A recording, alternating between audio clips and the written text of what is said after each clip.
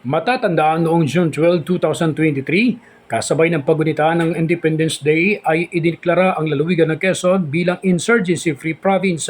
Subalit hindi ito natitigil ang iba't ibang kampanya laban sa mga iligal na gawain na umahadlang sa tuluyang pag-unlad ng lalawigan. Kung kaya ngayong araw, kasabay ng traditional Monday flag raising ceremony, ginawaran ng parangal ang 5 kapitan ng barangay sa pagkakadeklara ng kanilang nasasakupan bilang drug-free o malinis kontra iligal na droga.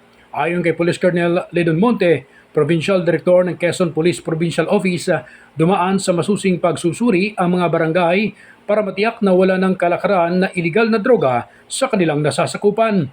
Ginawadan ng sertipiko ng pagkilala ang 5 kapitan ng barangay na sina Barangay Chairman Leia Amurada, Barangay Mamalados, Sariaya, Quezon, Barangay Chairman Romel Barot, Barangay Tungko, Tayaba City, Barangay Chairman Roderick Masinas, Barangay Dalahican, Lucena City, Barangay Chairman George T. Glorioso, Barangay Santa Catalina, Pagbilao, Quezon, Barangay Chairman Edgardo Ostan, Barangay 2, Lukban, Quezon.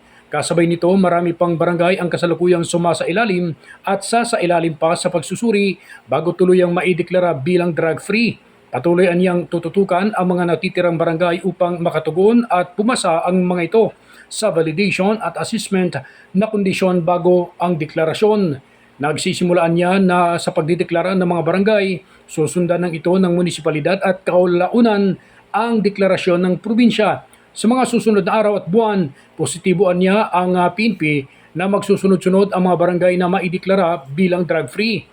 Dagdag pa ng Police Director na malaking hamon para sa lahat na linisin ang buong lalawigan mula sa iligal na droga at maideklara bilang drug-free province.